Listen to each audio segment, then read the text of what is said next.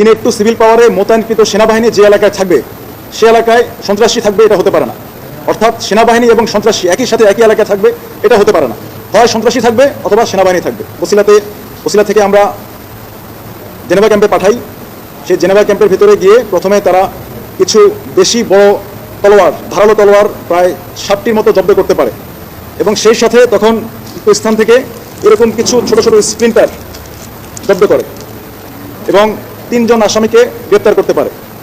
উক্ত 3 জন আসামিকে যখন জেনেভা ক্যাম্প থেকে আমাদের বসিলা আর্মি ক্যাম্পে নিয়ে আসার পরে তখন তাদের কাছে জিজ্ঞাসাবাদে তারা কিছু প্রভাব বিস্তার করার জন্য এবং তাদের কিছু ইন্টারনাল গ্যাং ক্ল্যাশ করার জন্য তারা দেশীয় অস্ত্রগুলো রেখেছে বলে তারা স্বীকার করে। তখন আমাদের মনে প্রশ্ন জাগে যে এই স্প্লিন্টারগুলো কী কারণে, এটার নিশ্চয়ই কোনো ইউটিলাইজেশন আছে। তারপর ফার্দার জিজ্ঞাসাবাদ করার পরে একজন স্বীকার করে যে এগুলো ককটেল বোমা বানানোর জন্য ব্যবহার করা হয়। তখন তারা আমাদেরকে স্পটে নিয়ে যাওয়ার জন্য রাজি হয়। তারপর আমরা আমাদের মোহাম্মদপুর থানার সহযোগিতা নিয়ে মোহাম্মদপুর থানার একটি চৌকস আভিযানিক দল এবং আমাদের আরও 2টি দল সহ আমরা রাতের 9টা 30 মিনিটে অভিযান পরিচালনা করি আবার সেই জেনেভা ক্যাম্পে।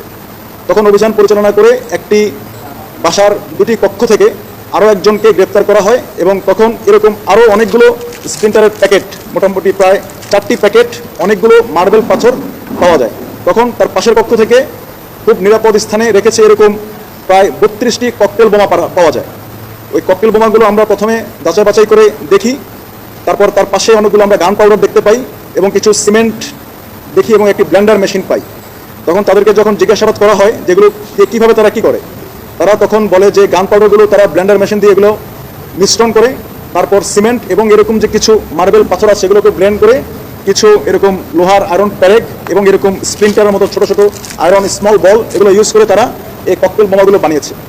তো আমাদের সাথে আমরা আমাদের সেনাবাহিনীর বোমা বিস্ফোরক দল যারা আছে তাদেরকে খবর দিই এই ককটেলগুলো একদম কম্প্যাক্ট অবস্থায় রেডি করা এবং এটি রেডি টু ফায়ার, মানে বিস্ফোরণের জন্য সম্পূর্ণ প্রস্তুত। এবং কিছু কিছু বোমা এত কম্প্যাক্টভাবে তৈরি করা হয়েছে, যেহেতু হাতে বানানো, এত শক্ত এবং টাইটভাবে বানানো হয়েছে, এগুলো বেশি নাড়াচড়া হলে বিস্ফোরণ হওয়ার সম্ভাবনা আছে। তখন আমরা খুব শীঘ্রই আমাদের স্পেশাল বোম এক্সপ্লোসিভ টিম দ্বারা এগুলো জব্দ করে আসামি সহ আমরা নিয়ে আসি আমাদের বসিলা ক্যাম্পে। আনুমানিক গত 15 মিনিট আগে রাত 3টা 15 মিনিটে আমরা 2টি ফেজে এগুলো বিস্ফোরণ ঘটাই। ইনএক্টু সিভিল পাওয়ারে মোতায়েনকৃত সেনাবাহিনী যে এলাকায় থাকবে সে এলাকায় সন্ত্রাসী থাকবে, এটা হতে পারে না। অর্থাৎ সেনাবাহিনী এবং সন্ত্রাসী একই সাথে একই এলাকায় থাকবে, এটা হতে পারে না।